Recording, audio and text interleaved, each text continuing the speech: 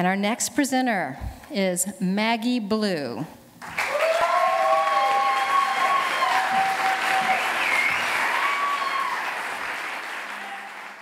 I think this sums up my creative process. My creativity and my passions don't live in a vacuum. They're jammed right in there with the rest of my life. My almost 4-year-old son, my job, my husband, I fit them in at night and on the weekends. I obsess over them while sitting in meetings, making lunch, driving. They keep me sane.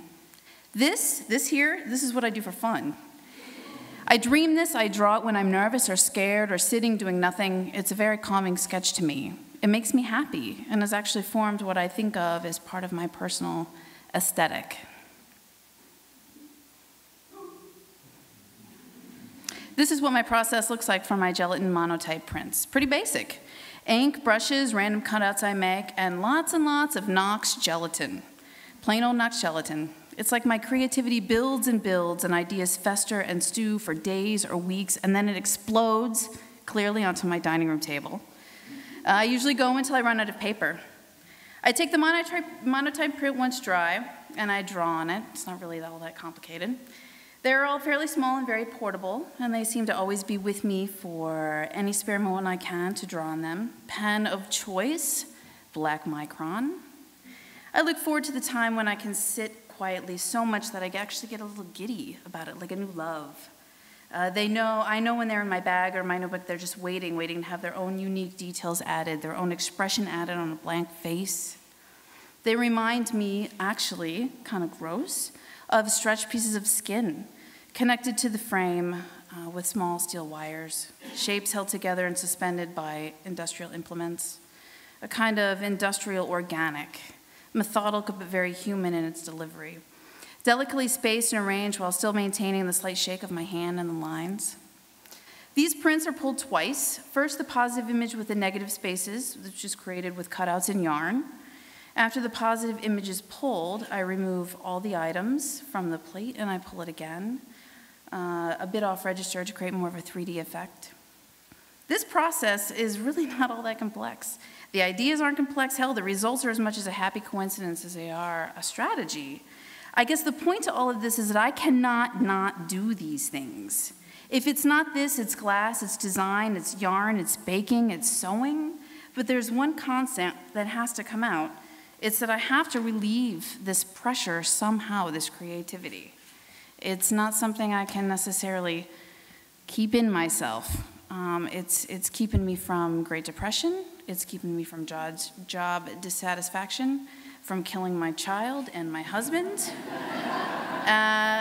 It's just something I have to do, clearly. It's with the sandbox here. I mean, they're one and the same, my family and my art. Even the end result of the printing process is pretty stunning to me. The unintentional and the intentional mixing of inks as I look for the desired color combinations. I'm not one for muted colors, if anybody knows me. I like my colors bright, vibrant, energetic, sexy, messy, sassy, loud, powerful. These are all the things that I think of as me. Same table, same room as before, totally different medium. As you can see, creativity really has no need for a, quote, studio or a specific place or time of day. It really just gets shoved in wherever I have a spare moment. Using my dining room table as a studio space has forced me to be more organized in my execution. I'm forced to work out my problem or idea in my head first before I break out my equipment because time and space is limited. Full disclosure, I've only actually been working with fused glass for a few years now, but my love of glass started with ceramics long ago. Glazing in specific. On a side note, I think the reason is because I can't throw a damn pot to save my life.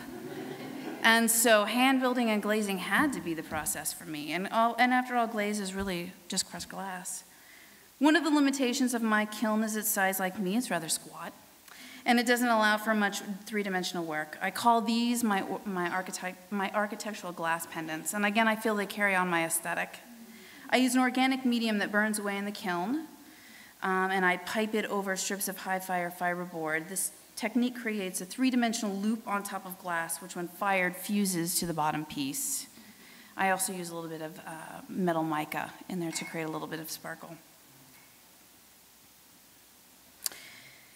All in all, a kiln takes about 8 minutes and then around 4 hours to slowly cool. Generally speaking, I mess up about 1 new kiln each time I fire a new glass piece, mainly because like a kid at Christmas, I just want to open that sucker up and see what's in there.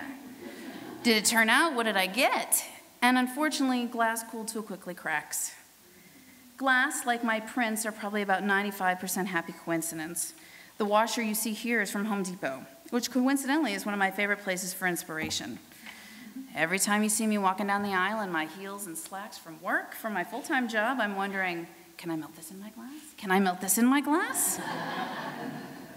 I love the Nothing again here is complex. The fact that the outcome is unknown is the piece that gets me excited. I never know when a bubble will pop out of the middle, how big it will be, how many there will be. Again, it's organic and industrial, all in the same thing. I love the transparent glass lined up here, spaced evenly, glued down with great care. These are my little glass backbones. Sometimes I wonder if the consistent need for structure that I have it makes me a good designer. I'm a graphic designer as well. And you know, here's the end. I'm gonna go off topic here. Because of this presentation, because of getting ready for this, I realized that, you know, in my 30s, it is okay to be creative and compulsive in all of these things that I've been taught it's not okay to be as a Midwestern girl. And you know what? Last week, I quit my job.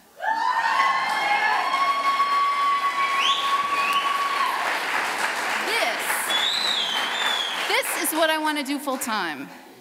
I want to do my art, I want to do my glass, I want to do my design, and I'm going to do it full time. And it's okay. And I guess in closing, I just hope that everybody here wishes me luck.